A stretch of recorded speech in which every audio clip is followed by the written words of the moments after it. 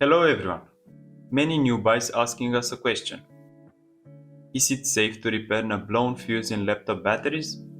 In this video, I'm going to show you how safe it really is to recover it and what happens when we blow the fuse again. Most people replace the fuse when it blows, but laptop battery fuse has special design and it is difficult to find a new one in the shops and it is quite pricey. Today, I will show you why you don't always need to spend extra money on a replacement. You can recover it, and in many cases, it will work just like a new one. The fuse plays a critical role in battery safety.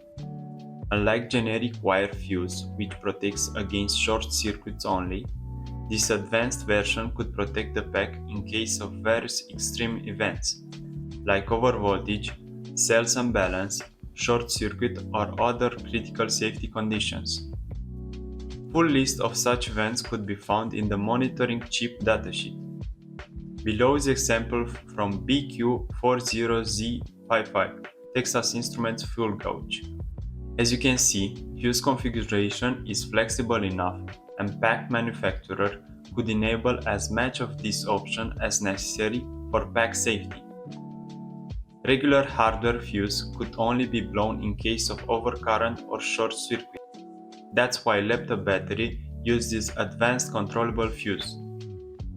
Here is a schematic of a typical 12AH3 controllable fuse. There is integrated heater inside, controlled by battery monitoring chip. When the fuse blows, the internal connection melts, permanently breaking the circuit. Pay attention to small quantity of the colony flux on the top of the fuse link. It is left for a reason. It reduces surface tension at melting phase and interrupts the circuit reliably without small alloy particles inside the isolation area. Special attention should be made for air gap highlighted in the green circle. It should not be breached during recovery, otherwise control FET could be damaged. On the next picture, fuse circuit and control diagram is shown. When fuse is blown, it looks like this. Power path is interrupted in two independent areas to make battery insulation more reliable. Now, let's recover the fuse using a small amount of flux and solder. We should recover the area shown in peak rectangular and pay special attention to preserve factory air gap in the green circle.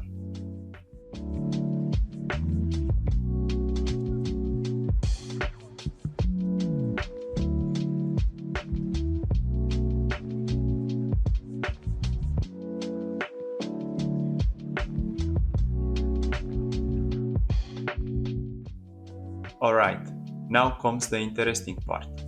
Let's blow it again.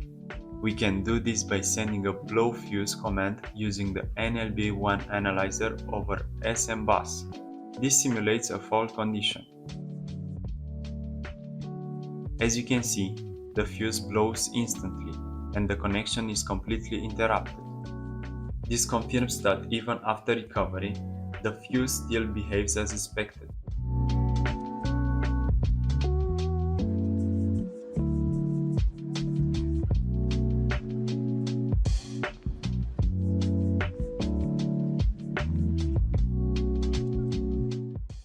Now, let's compare this with aftermarket batteries. In genuine batteries, the protection system, including the fuse, is properly designed and tested. But in many cheap aftermarket batteries, this protection is missing. We have checked how protection is organized in some random copy batteries from internet marketplaces. Instead of a real fuse, you might find just a jumper wire or a piece of copper. That means there is no real protection at all.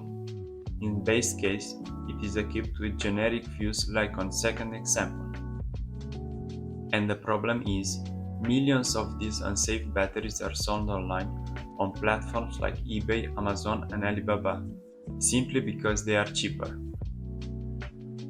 So when battery seller will tell you that it's cheaper to buy Chinese aftermarket copy, ask him to show how safety and protection is organized in his product. Think first about safety of your house. So in conclusion, recovering a genuine battery and restoring its fuse system is still much safer than using a cheap aftermarket battery with no protection. Battery safety should never be compromised just to save money. Thanks for watching. Leave a comment with what you want to see next, and I will see you in the next video. Bye!